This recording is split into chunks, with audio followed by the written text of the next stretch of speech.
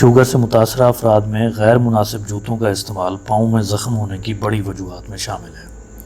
Sugar سے متاثرہ تمام افراد، خاص طور پر ایسے لوگوں کے لیے جن میں پاؤں میں محسوس کرنے کی حس کم ہو، مناسب جوتے کا استعمال نہایت ضروری ہے۔ اس بات کی حوصلہ افزائی کی جانی چاہیے کہ وہ ایسے جوتے گھر کے اندر اور گھر کے باہر ہر وقت استعمال کریں۔ اب سوال یہ ہے کہ شوگر کے مریضوں کے جوتے کیسے ہونے چاہیے؟ جوتے نہ تو زیادہ تنگ ہوں اور نہ ہی زیادہ کھلے۔ پاؤں کی انگلیوں کی جگہ سے جوتوں کا کھلا ہونا ضروری ہے تاکہ اس کے اندر پاؤں کی انگلیاں آسانی سے حرکت کر سکیں۔ کبھی بھی تنگ جوتے کا استعمال نہ کریں، خاص طور پہ جوتے کا اگلا حصہ بالکل بھی تنگ نہیں ہونا چاہیے۔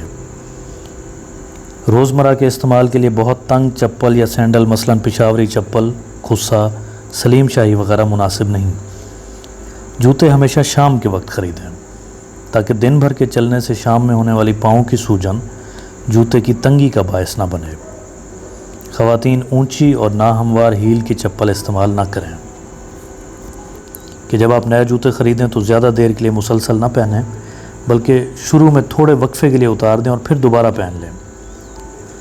کچھ دیر جوتا پہننے کے بعد اپنے پاؤں کا بھی معائنہ کریں کہ جوتے کی وجہ سے پاؤں میں کوئی خراش یا چھالا تو نہیں پڑا۔ جوتے پہننے سے پہلے اندر ہاتھ ڈال کر چیک کریں کہ کوئی کھردری سطح یا کوئی نقصان دہ یا سخت چیز جوتے کے اندر موجود تو نہیں۔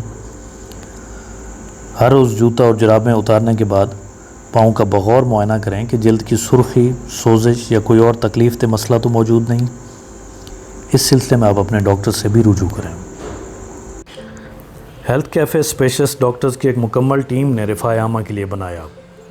یہ چینل صحت، تندرستی اور فٹنس کے لیے ایک مکمل اور مستند چینل ہے۔ صحت کے متعلق آپ کے جتنے سوالات ہیں، مسائل اور مفروضات آپ بے دھڑک ہم سے پوچھ سکتے ہیں۔ ہماری کوشش ہوگی کہ اس کا جواب تسلی بخش، سادہ، مستند اور نئی تحقیق کے مطابق ہو۔ آپ اس چینل کو سبسکرائب کیجئے، بیل آئیکن پریس کیجئے، لائک کریں، کمنٹ کریں اور ویڈیو کو زیادہ سے زیادہ دوسرے لوگوں تک شیئر کیجئے۔ یہ صدقہ جاریہ ہے۔